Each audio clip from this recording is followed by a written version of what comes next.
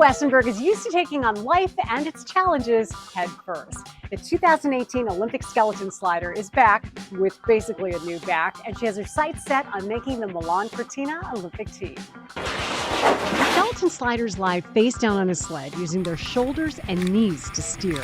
Anywhere from 12 to 20 something curves that you try and cover in about a minute, usually less. Kendall made the 2018 Olympic team, didn't qualify for 2022, then found out she had an undiagnosed injury for years. The things that hold your spine in place snapped off of my back. And when it didn't go diagnosed, my vertebrae just slid out of my spinal column. So it was like most of the way out, which was fully pinching my nerves. Couldn't feel my leg. Playbook's pretty thin on a return to sport post spine fusion. But it's pretty thick on just how tough is Kendall Westenberg. 3 months in a back brace, 7 months barely walking, serious rehab around 10 months post-surgery. I think it ended up being like 600 and something days from surgery until I got back on ice. And how did it feel? It was awesome. Now, less than a year later, she is back on the World Cup tour and she's trying to qualify to make her second Olympic team. Coming up on this Dying to Ask, the road to Milan Cortina. Advice for anyone who is trying to heal from a major injury. How Kendall stays positive despite spending years healing her body. And how Kendall's wife did the sliding into her DMs. And how being married has added some balance to her athletic life. Download Dying to Ask, the road to Milan Cortina on Apple or Spotify, or you can watch my episode with Kendall Westenberg on YouTube. We are in Cortina, Italy. Oh, you're in Cortina. Oh, Yeah. that's so cool. Is it beautiful? Yeah, I would show you, but the sun just went down. But it is. And It's then, like I was saying the other day, it's got to be the most it's so hard to be like the prettiest place I've ever been, but it's the most dramatic place I've ever been. Like, how so? there's just these like massive mountains that are like super jagged and rugged looking, and then there's like these huge valleys and like little cities in there, and then you go over the next peak and it's the same thing, and it's just like everywhere. It's incredible. It's really cool. So vibe wise, what is this Olympics for you? Oh man, it's awesome. I mean, that's part of the appeal, right? Like, I mean, Korea was incredible. Being Olympian wherever it is incredible, but these games are going to be so cool. They're in such an incredible location. It's beautiful. Everyone's like happy. The Italians are, I don't know, we're like getting coffee. We call them sun caps lately. We just go have a cappuccino in the sun after training. Like, it's so fun. It's such a good vibe. That's so cool. You'll have to send me some pictures of Cortina if you don't mind. I'd love to see some of like just the hanging out and just because I think for a lot of people, it really is kind of a big draw this Olympics is that it's a really awesome place. And people saw what Paris was like and how much fun it was. And Italy's kind of promising to be the same. Is that how athletes feel? Yeah, I think so. I think it's also just really accessible, right? Like getting to Korea and then getting out to Pyeongchang from Seoul is like kind of a trek, whereas this is so central. Similar, Paris is probably more central, but you can fly into just about any airport in your 3 hours if you're from Zurich or Munich or a couple hours from Innsbruck. It's just, yeah, it should be really fun. Okay. Real base level, how on earth are you still able to slide given what you have gone through in the last couple of years? That's a really good question. I don't really know. Like there's been just as many moments of doubt, I think, as there have been moments of like, I've got this. I think it feels like a bonus, which is really nice. Like it feels like everything's just like extra on top of what I've already gotten to do. So I think that perspective has been really helpful. So like real layman's terms, what happened with your back? Like what is the surgery that you had to have? And was it a sliding injury, I'm assuming? It was actually just an undiagnosed injury that happened when I had a different injury and I compensated wrong. So it went undiagnosed for 3 years. Essentially, the things that hold your spine in place snapped off of my back. And when it didn't go diagnosed, my vertebrae just slid out of my spinal column. So it was like most of the way out, which was fully pinching my nerves.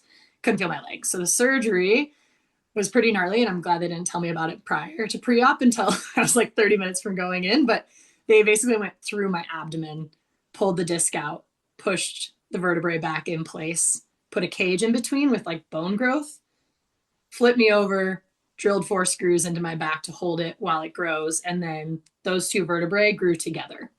So it's called a spine fusion. It's wow. Pretty serious, pretty intense, not at all the first choice. I very much tried to put that surgery off. ideally And until I was like 60, but here we are. so what did the doctor say coming out of that? What did the surgeon say that Yeah. gave you, because most people would be like, there's no way that girl's ever getting greenlit to go do what Yeah. she does again. So what Yeah. did the surgeon say? The playbook's pretty thin on a return to sport post spine fusion. When I went into our like pre-op consult before I even kind of agreed to the surgery, he pulled up my x-ray and said, this looks pretty bad. This is the epitome of a broken back. It's the reason we do this surgery. This is what it looks like. He said, I cannot promise you anything till I get into the operating room and we get in there and see what we can actually do. But he said, I'm not going to rule anything out either. He said, the surgery's come a long way. I'm pretty good at what I do, which is, the confidence you want in a surgeon. And he had a couple of athletes who had returned from similar things. And so he said, again, not promising you anything, but there's no reason to retire entirely and count it entirely out if it's something you want to pursue. So immediately after surgery, which I was probably not ready to hear, but he was very excited on the results. He came into the post-op room, which I probably wanted to kill him mostly at the time. I was in a world of hurt, but he pulled out his phone to show me how great it looked. And so I think like pretty quickly I was like, okay, well, it's not off the table. Surgery wasn't just enough to kind of put it back and be structurally okay. He was like, you're going to feel better than you felt for a couple of years at least. So So yeah, how long was the recovery, and how long between the surgery was it before you were sliding again? Yeah, recovery is 3 full months in a back brace. No rotation, no bending, no twisting, no touching your toes. I was using like a little grabber claw thing. My wife was putting my socks on for me. It was pretty dramatic. So it's 3 full months of nothing, not even like progressions really. And then I would say it's another 7 months from there where you're just pretty much walking. Like it is a slow. All my other rehabs, you kind of start introducing little things back. This was pretty much nothing for 10 months. And then I think it ended up being like 600 and something days from surgery until I got back on ice. And how did it feel? It was awesome. I was really nervous. I didn't know what to expect. Obviously, as far as I know, there's no one that's done a lumbar fusion and gone back to skeleton. So we really didn't know. I think the thing I was most concerned about was being in my head about it or like feeling weird about it, but I didn't even think about it first run. So all good. So how do you go into this season? Like you mentioned in the YouTube videos how like, you got to like, you're obviously battling your competition, but you also have to kind of battle your body. So what is the headspace that you have to go into this season with? Yeah, we're figuring that out as we go. Last season, I slid one of the lower tours, which was great. Got me back into a competition phase, but this is kind of a whole different beast. So earning a World Cup spot was step one on that journey, and that was tough. You have to race all of the US to earn those spots, and managed to pull that off, check that box, and then had 2 days to turn around, and now we're at the first World Cup stop of the year. It's definitely still a battle with myself. Obviously, it is also an international battle, but my body, I've only been in full training for a little over a year now. So I'm still actively trying to get back some of the stuff that we usually take care of in the off season. So a lot of times it's, I guess we're going to find out if I'm good at it or not, but it's getting as much as I can that week out of my body, especially when it's the push, and then driving well and seeing what I can pull off. Do you limit the runs? And how many runs would you typically take? Like how do you like compensate for this? Yeah.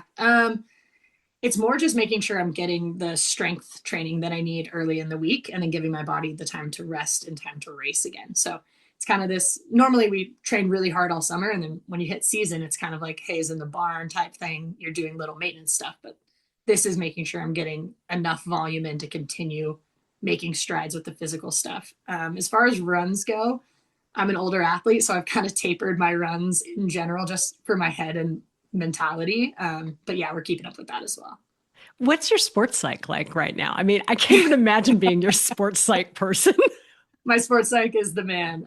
It's a lot of just balance, right? It's a lot of perspective. It's a lot of remembering that I'm choosing to do this and that, it is all a bonus to me on good days, not getting caught up in, obviously you're an athlete and we're racing the best in the world and I want to be the best in the world. And so every day. It's a balance between wanting that and striving for that, and also understanding where I'm at and making little steps in the progressions that I still need to make.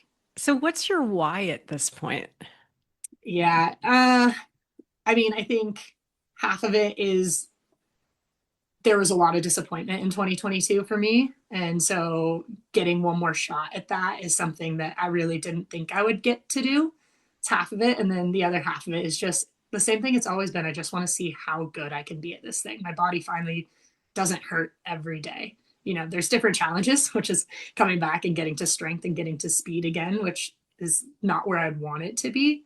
But I think if I can, over the next 4 months, do those things, I just want to be at my best, which I don't think I've ever been yet. Yeah. Another big change since 2018 is that you're an openly out athlete now, and there are more winter athletes this time round who are openly out, which is awesome. Yeah. And you got married in that time too. How has that change, like influenced just how you feel as an athlete? Yeah, I think, I mean, obviously it's great. I love my wife and it's nice to have a home life that's separate from sport. I think in general, that just gives you a lot of perspective. And there's a lot of other stuff I'm excited about that's not just sliding all the time and living in this bubble. You know, you have a home life that you actually keep in touch with when you're on the road. But I think, yeah, I don't think I ever really felt like I was hiding anything, but it's nice to not have to like tiptoe around stuff, or do they know, or do I need to share this, or feel any sort of pressure about it. It's just, it is, you know? Yeah, exactly. I mean, life is just like 100% sliding. I read that she slid into your DMs. Yeah, She did this. She did the sliding. Yeah, put her on blast. Technically, allegedly, I had liked one of her videos. It must have shown up on my explore page.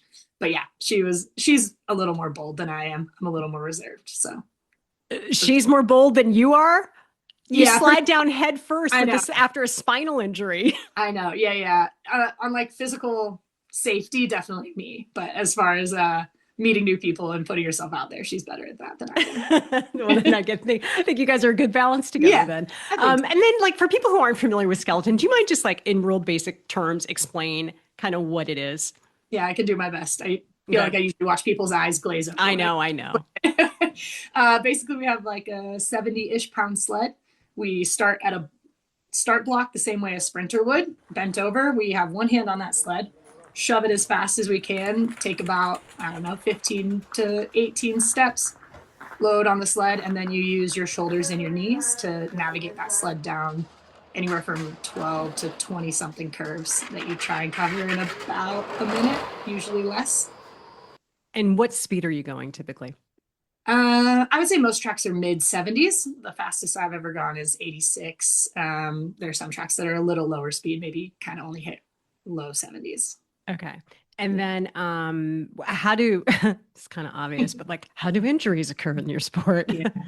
So there's a lot of obviously bumps and bruises. Mostly it's that when you're learning to drive, you're taking a lot of pretty hard hits and missing a little bit, which the repercussions are hitting a wall going 70. But those tend to kind of pass pretty quickly. They're acute and then they're kind of over in a couple weeks if you have some bruising that lingers. The bigger injuries come with our training and our lifting and our sprinting. It's just overuse injuries, same as a lot of sports, a lot of hips, a lot of low backs, because we're in that really low position. We push at a pretty awkward spot. And so you're shoving 70 pounds, which is about half my body weight, trying to shove that and run bent over with one hand touching something. So a lot comes from that. Is Milan Cortina, is this the final push? Yeah, absolutely. Yeah. I mean, I was really fortunate my back came back the way it did. I had accepted that if I was retired in 2023 when I went into surgery, I was okay with that. But yeah, this is it for me for sure. I was told very early in my career by my teammate John Daly, never say retire, which is totally fair. And I would have said retire like 3 times already, but this is definitely it. I would love to see if I can be my best once more, and then I'll be happy on the other side of things. Thanks for checking out Dying to Ask, The Road to Milan Cortina. You can take the show on the go by downloading it on Apple or Spotify, and you can always watch it on YouTube.